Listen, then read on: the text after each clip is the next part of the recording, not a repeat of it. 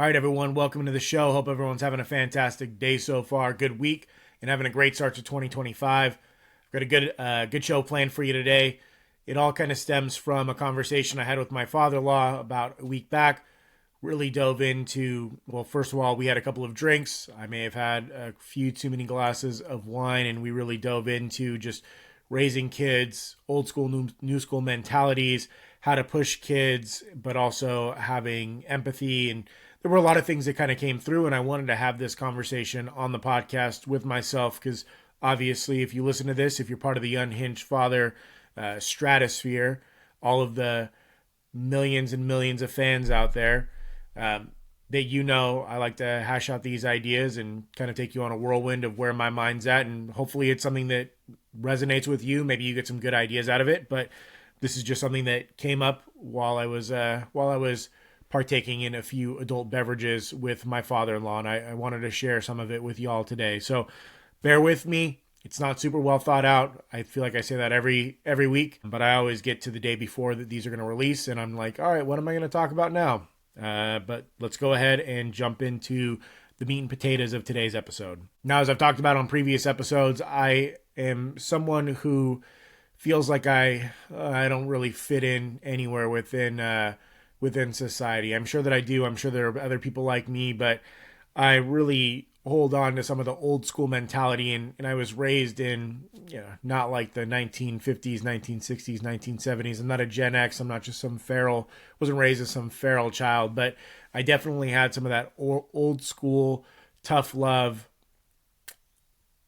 child rearing that was used on me when I was growing up. And I still hold onto some of those ideas and some of those tactics as I'm growing up, and I think that they can be utilized pretty well. But I'm also someone who falls into a lot of the new school mentality as well, someone who understands emotional intelligence and having empathy, and that our kids are little human beings that, although they can't make all of the decisions on their own, and that they don't have to be explained, everything doesn't have to be explained to them because they don't truly understand, that we should treat them like they're human beings, and that we should try not to be, to the best of our ability, hypocrites. Actually, at church this past weekend, my pastor talked about how a lot of us can be hypocrites. Now, he was speaking specifically about Christians to non-Christians, but he basically said, like, oh yeah, us as parents, we all tell our kids, your room has to be absolutely spotless, while knowing that our room looks like an absolute fucking shit show, like a tornado hit it. And that's true for us. I feel like I'm keeping every aspect of my life or our house a lot cleaner, and like always cleaning up the kids' room and picking up toys and stuff. Our room always seems to be the last place that we focus on. And part of that could be a symptom of us just caring more about taking care of our kids as opposed to taking care of ourselves. But at the end of the day, we hold our kids to a high standard to keep their rooms clean, while not necessarily keeping ourselves to that same high standard of making sure that we've got our shit in order as well. And so I think that can be, applied to a lot of different areas within our life, when you're talking about raising kids, how you talk to them, how you treat them, just acknowledging that they are little human beings. And even if you're in control and you don't run a democracy in terms of like the way that you raise them, and you're more of a dictator, that you can still treat them with some empathy and respect. And I definitely feel like half of my audience would probably call me soft, wimpy, gentle parenting. And I'm sure that half of you are probably like, God, this guy's like a complete dick to his kids. He tells them no. And I'm right there. I'm right there in the middle, like I am on a lot of things. I can be a dick. I can be harsh. I definitely raise my voice sometimes with my kids, and I hold them to a high standard. But I'm also someone who's really empathetic, constantly telling them how much I love them and how proud I am of them, and really just want them to be the best that they can be. And I guess where I want to take this episode is trying to figure out, is there a way to achieve a state where me as a parent, I'm pushing the ideas of grit, perseverance, determination, just this not necessarily hardness, but this strength that comes along with some of the old school mentality that I hold on to, but blending that together with empathy, love, and emotional intelligence. Like, how can we find a good balance between that old school and new school mentality. And I've already done an episode about the old school versus new school mentality. This is specific when it comes to raising kids, and I'll give you some examples on that as we push forward. And like I said, a lot of this came from having this conversation with my father-in-law, and I'm sure that there are things that we talked about that he didn't necessarily do when he was younger, when he was raising my wife, that he hopes to see in future generations, things that he probably reflects back on, and he's like, I could have done this better, or I could have done this better, and I think that these are the right ways to do it. And that's what I'm hopeful that will kind of weave our way through today. And a lot of this stemmed from, in our conversation, I guess the main thing that we were talking about was how we can push our kids to be the best versions of themselves that they can be, to push them to do well in sports, to push them to do well in school, to push them to be good people, but at the same time not crush their soul, crush their emotions, crush their feelings, and just make them feel like none of that stuff matters as well. How are you able to do both of those things and not just create some kid who completely gives in to their feelings and emotions? If they're in a hard spot, they just give up, throw their hands in like, fuck this, I can't do this, I don't feel like doing it. But at the same time, not just creating some mindless robot that does whatever the fuck that you want or what society expects of them. How do you create this free thinking individual that can understand nuance, gray areas, when to do one thing and when to do the other thing, and can like create their own moral and emotional compass to navigate through life? I don't know. I wish I did know. We'll talk about what I think, but I'm not 100% sure yet, because my eldest kid is only 5.5 years old. So I haven't got to a point to see whether or not it's truly working or not, because he hasn't come across anything that's been like this huge adversity in his lifetime yet, besides not being able to watch TV at night, or dad raising his voice, or us making him go and do wrestling or baseball when he'd rather just go in the backyard and look for lizards or catch snakes or catch worms. So now I think I'm doing a decent job of it so far, but only time will tell, and we'll see. Maybe you agree with me, maybe you disagree with me. And I feel like on a larger scale, this is definitely a conversation that's happening on like a societal level as well.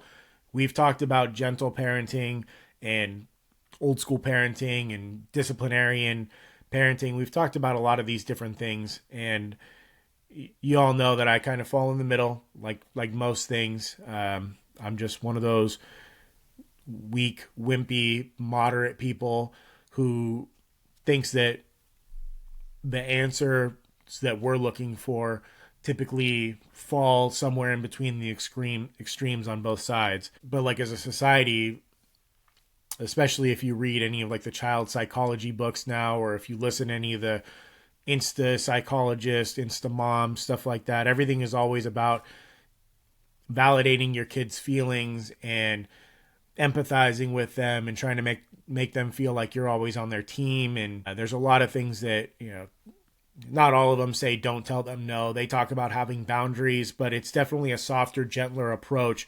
And then you've got the old school Gen X boomer generation that's just like, kids should be seen, not heard. Do what I say because I'm the boss. It doesn't matter what you're feeling. Your feelings and emotions are irrational and are of no consequence. And I'm not on either one of those boats. There's got to be a way for us as parents to be able to hold on to both of those ideals, meld them together, and then utilize them in different situations. Because I had emotions when I was growing up.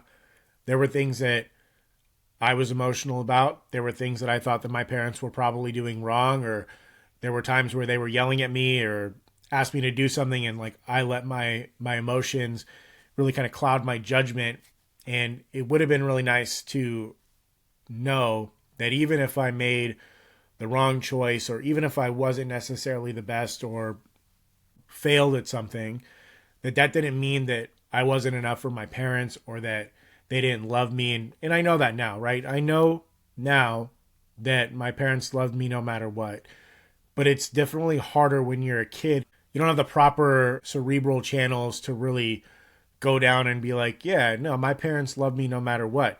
All you see is like I failed at football, or I didn't catch the ball, and my parents yelled at me, screamed at me, said I failed, or if I messed something up, or I didn't come home in time for curfew, it's like that was like the end of the world, and they treated me like it was the end of the world. I don't think that that's necessarily the right path to go down, but I also feel like there is a time where parents can be disappointed in the actions that kids make, in the actions that kids make, right? Disappointed in the actions and focusing on their actions or what they did, things like that, as opposed to disappointed in their character or who they are as a person, and just letting them know that even though you're disappointed or even though you're upset, that you still love them as a person, and there's nothing that they can do that would prevent you from loving them as a person, from being proud of them as a person, and having this unconditional love for them. And I think that that's really probably where it all comes in, is that there needs to be some sort of balance. Our kids should know that there's a balance between the boundaries and the hard lessons that we have to teach them as parents, and us loving them, and us caring about them, and us taking care of them. There is a distinction between that. And I think the way that I phrased it with my father-in-law when I was drinking a bunch of wine and was, reminiscing on how I'm treating my kids, and essentially asking him for his approval that I'm doing a good job, because you don't really know. You don't know if you're doing a good job. You won't know until later in life.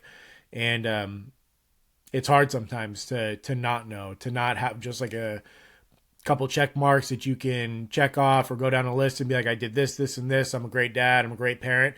I'm sure that that's very difficult to not have that. And so I was looking for validation in that moment, like I said, because I had a couple of glasses of wine and was probably feeling a little bit more vulnerable than normal.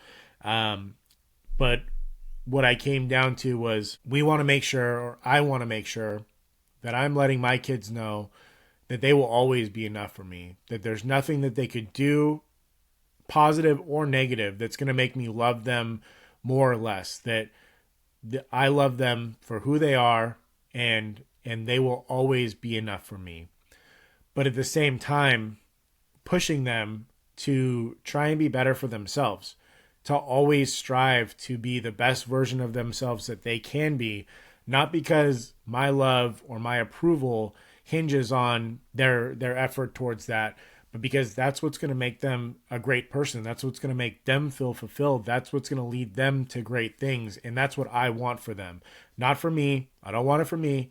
I want it for them. I want them to have an amazing life because I love them. And that's the ultimate goal of a parent, is to create children who are able to have the best life that they possibly can. And you always hear about, some of the greatest athletes. I think Shaq's like a great example. There's a lot of these big time athletes who have gone on to do amazing things and have been pushed to the very brink. And you will listen to how their parents pushed them when they were younger and kind of denied them some of their feelings, and would say stuff that could be seen as very hurtful, but really was like nothing was ever good enough for them. And those things did eventually push those people to achieve those great things. But I'm sure that if you took back some of the layers, or if you really dove into that person's psyche, that there were issues that popped up because of that constant pressure, because of that constant pushing, because of that constant external pressure that was coming in to that person to try and strive to be the best that they could possibly be, whether that be basketball, football, any of those things. You can push your kids to do these things. I'm not sitting here saying don't push your kids to be great. This is actually the thing that I struggle with, because I want my kids to do well. I want my kids to, if they're going to play football or baseball, to do the best that they can be. My eldest is doing wrestling right now. It's really difficult for me as a father and someone who helps like coach him as well, see the potential that he has, and then see how he applies it out on the mat. Most of it is because he's 5 years old and he doesn't give a shit about wrestling right now. He just wants to fucking play with his friends, and he's still a really sweet kid and doesn't have that killer instinct, which is great. I don't want him to be a mean bully, but I wish that he had that. Me as an adult, I learned to flip that switch when I played sports, when I wrestled, when I played football. I'm generally a nice person, but when I played sports, I flipped a switch. I had that killer instinct, would go out there, wrestle hard, could turn it off as soon as I was done. And I guess for me as a dad, I still want my son to have that, but I don't want to force it upon him. When I don't want to necessarily take away from who he is in order to achieve that. So it's like I have to temper my own feelings in order to help him be who he's going to be. But we can push. We can try to get them to be the best at the things that they're striving for, and really try to help them understand. That's probably where it goes, is like you need to try and help them understand why they should want to be the best, why they should strive to be good at something, why they should strive to play football well or play baseball well, because it's fun, because winning is fun, because being good at something can be really fun. And if you're not having fun while you're doing it, if it's not enjoyable to you, then try and find something that you are enjoying. Try to find something that you're good at, or that you're not good at, but that you enjoy trying to become better at. That's what I want. I want you to find something that you have passion for and that you're trying to be better at, that you can work towards, that you can put effort into, and you can learn a lot of the skills that you're going to need as you get older in life. And another thing that we as parents need to try and do, because we can push, do better, be better, all of these things. But at the end of the day, there's always someone that's stronger, faster, bigger, better than you at everything. Doesn't matter what the fuck it is. Doesn't matter who the fuck you are going to lose at some point in your life. And a lot of kids don't really learn that, especially the ones who have the parents who are so far on the one side where they're just like, push to be the best, push to be the best, push to be the best. If you're not showing by example that it's okay to lose, that it's okay to fail, that it's okay not to always be the best, then your kids are going to pick up on that. They're always looking towards us as the example.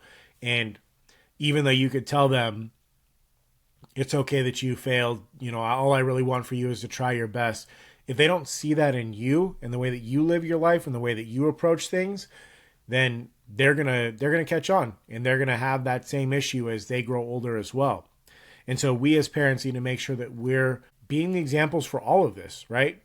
Is being the example of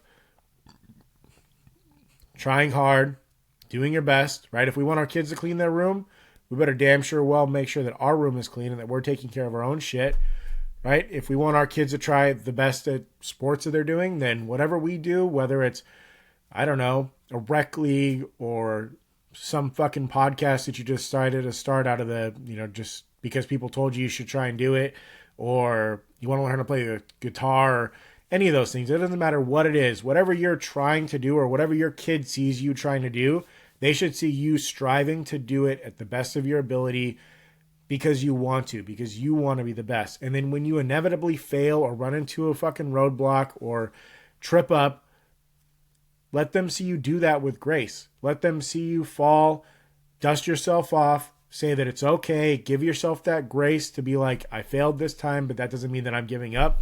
Get back on the horse and then keep on moving forward. And when they see you do that, hopefully, they probably won't always do it, but at least you're setting that example for them. And then that way your words don't fall on deaf ears, or they're not like, well, dad's being a hypocrite telling me to do this stuff. He doesn't do that shit. He's full of shit. They might have said that when they're 6 or 5, but when they're 16, 17, 18, and they can, put 2 and 2 together, they might say that. So like many things that I talk about, even though I talk about like what we're doing with the kids and for the kids, ultimately it comes down to us and the way that we handle stuff, the way that we do things, and for us to be the example for our children. That's kind of just like the base level, and the shit that you do afterwards, that's all gravy on top of all of this. Because if you don't have that base down, right, if you don't have that big pile of mashed potatoes, then it doesn't matter what you pour on top of it. No one wants to sit there and eat a plate of gravy with no base underneath it. Ultimately, we want our kids to be the best that they can be, but we also want them to be content with who they are. I want my kids to be the best versions of themselves that they can be.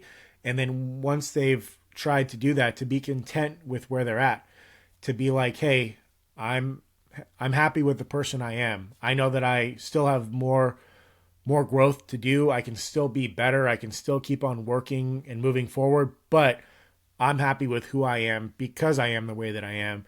I'm content with my life, and I like me.